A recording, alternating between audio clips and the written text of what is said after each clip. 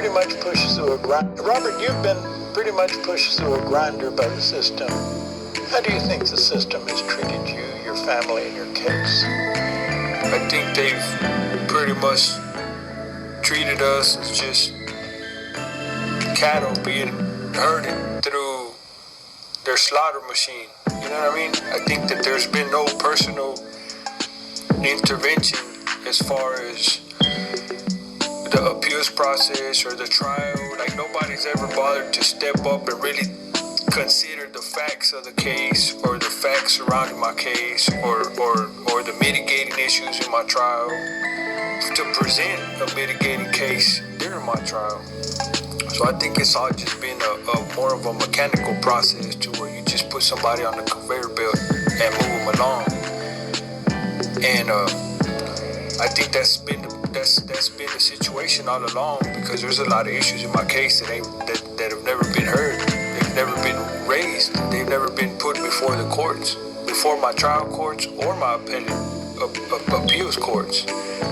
As a matter of fact, what's pending right now is a pro se motion that you drafted yourself. It wasn't drafted by your lawyers. You sent it to the district court, and they have passed it on the Texas Court of Criminal Appeals around the issue of misconduct in handling evidence in your case. The state withholding evidence of prosecution. I mean, it's a number of things. I mean, for one, the vehicle that was used at the crime, according to the district attorney's theory, well, when they found it, when I got arrested, about 6 months prior to me getting arrested, or a couple months prior to me getting arrested, they had raided somebody's house for car theft. People that, it was, I guess, a group of people that were stealing vehicles.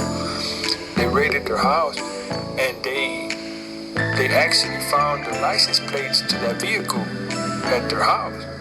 And they, according to my understanding, they questioned them about this case, about the Donna case. But that was never made known to my defense team. I was made aware of that after I got here through friends who knew that group of people that were arrested and picked up and questioned about those license plates to that vehicle. Because that vehicle, one of the big issues in my case about how they identified the vehicle was that it had paper plates. And when they raided these people's houses, they found the original plates to the truck, and they found paper plates that were blank that you could fill in yourself. Yeah. The example. Dealer plates. Yeah. Yes, and well, these people, we don't know each other. I don't know who they are. To this day, I don't know who they are. I've never met them. We've never had any kind of contact. So that's one of the issues that the district attorney never gave to my defense team to question. We never were able to investigate that aspect of their theory, because they never gave it to us. They never gave us that information. So the police and the prosecutors knew about whereabouts of evidence to the vehicle used in the crime. Yes. But they did not share that with the defense team. That's exculpatory evidence. Yes. The defense team needs to know everything that they know in order to prepare an adequate defense. And what was your state of the mind at that point of the trial? Well, at the point of the trial, I was 19. I was a young gangster, a gang member. You know, I had never been on trial for anything before, and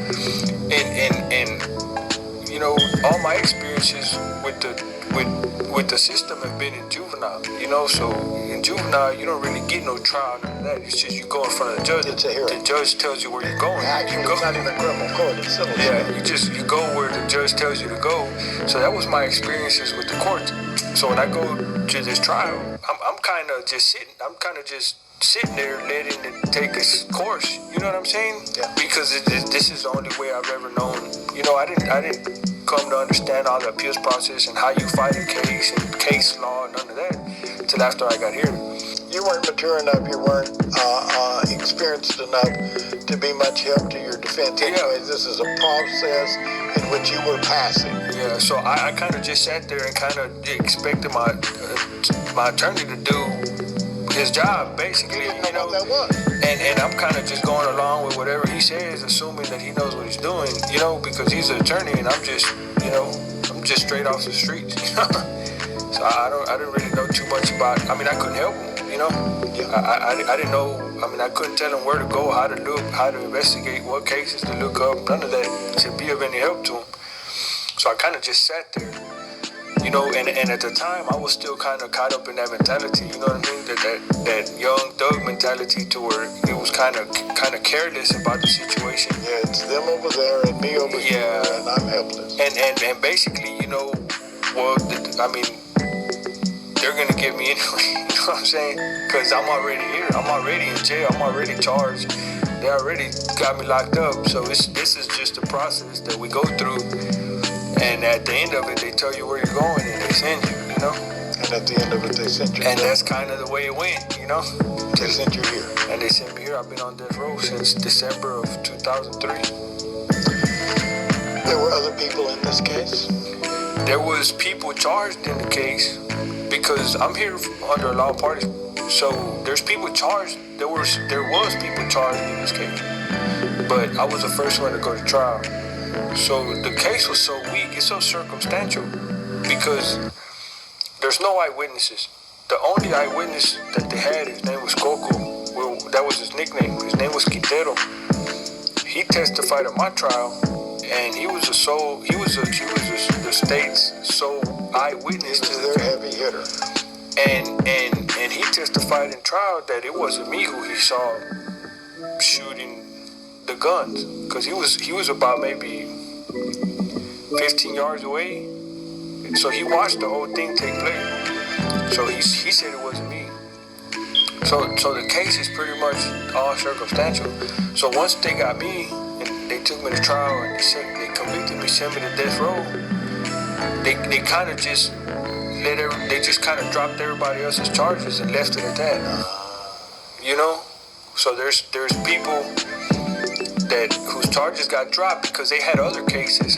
So like one of my co-defendants that was charged on this case, he had some robbery charges. So they just gave him a life sentence on that, dropped this case, and that was the end of that. In other words, you were the revenge for the incident that you were at best suspected. Yeah, and they got me. They dropped their charges, but they had other charges. So they sentenced them for those cases, and that was the end of that. There's one guy that they're still looking for, and I've had a lot of problems. Like, we hired an investigator to try to help my attorney go look up some records and stuff, like the stuff that I'm saying that they've been withholding this whole time. Okay, well, they won't give us none of that stuff because they're saying that it's still an open case. Because I have a fall partner, a co-defendant, who's never been caught. So this whole time, they're supposed. So they're still withholding evidence. There's still stuff that they're not handing over because their excuse is that it's an open case. So they can't give it to us. Is that in your current motion?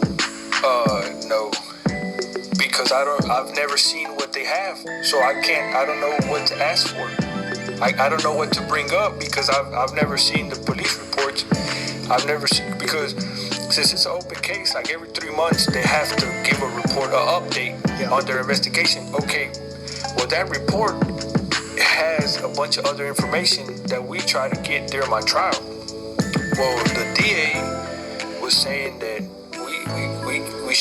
the judge shouldn't grant us access to that file because it's an open case. It relates to somebody else's case.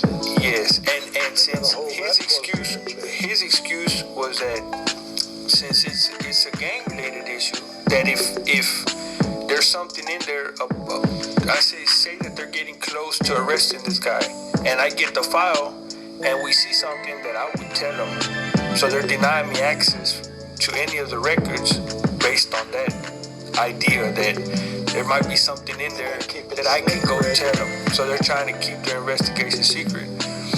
And that's keeping, we can't really do too much investigating on the investigators' reports and their case because they won't give us access to it.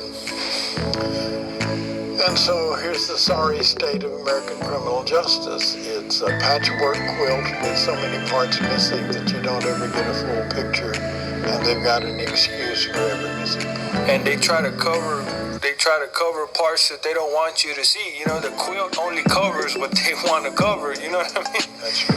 And that's the thing. Like in my case, they've never accused me of being the shooter. It's never been an issue that I took anybody's life. I said, but if anybody asked the district attorney who was the party in the case, who did he aid and abet in the commission of this crime to take these people's lives, they said, well, they don't know. So in my case, they don't know who pulled the trigger. They don't know who murdered the women. They're just saying that I helped them, but they don't know who I helped. And that's been an issue in my case, that it's kind of been hard to raise it in appeal, because they're saying, well, he was a party. And I mean, how do I raise the issue of, well, where's the party? When I don't know where their investigation is going. I don't know who they're naming as a party. I don't know who they're alleging as the party, because they won't give me access to their file. So if they have a list of the people that are a party to this crime, could be 5 people, 10 people, 20 people, I don't know, because I can't look at their file to see who they're alleging was the party of the crime. On my way in here, I met your wife and her mother and 3 wonderful children. How have they been treated by this process? They kind of, I mean, I've never had any attorneys really just try to get them involved in what's going on. Kind of my attorney's been kind of standoffish. So really their only dealings is with the prison system, when they come here. And I mean, they've treated them all right, except I guess my only complaint is today, when it really matters, that you would assume that they would be, more careful with what they're doing. It seems that they dropped the ball, It was supposed to have been visits yesterday that didn't happen. No, I got my visits yesterday, which was a full day. I got my visits the day before, which were a full day. Today was a half day because of media day.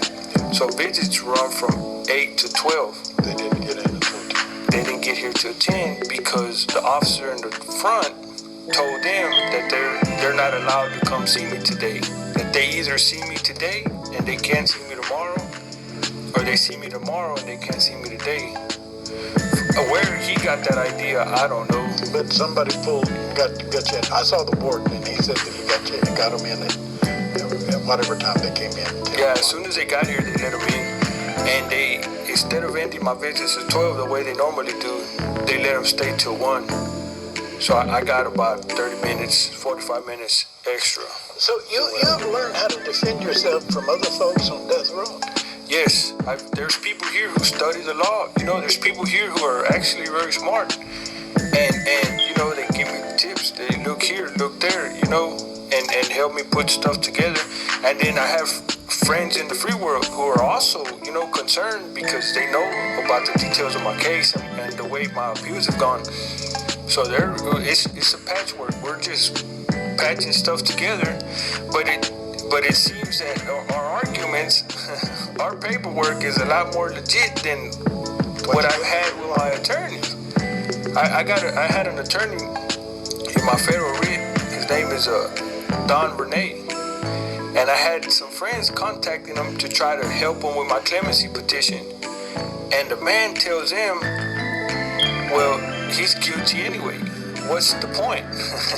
And this is the man that's supposed to be helping me. So, and I see, I'm not a lawyer. Yeah. And I know what law of parties means. Yeah. And you just told me what was in your case file, in the testimony in the trial. Yeah. And I don't know how any lawyer could conclude he's guilty anyway. That just doesn't even make sense. Yeah, but now I've been asking, because he has a lot of people on death row that he represents, at least 8 or 9. And it seems that he does that frequently. There's another guy that's on death row, that's on death watch right now. His date's on October 9th. And he told his friends the same thing. there's no point in doing clemency because he's guilty. I have one reliable audience for the radio show, and that's the guys on the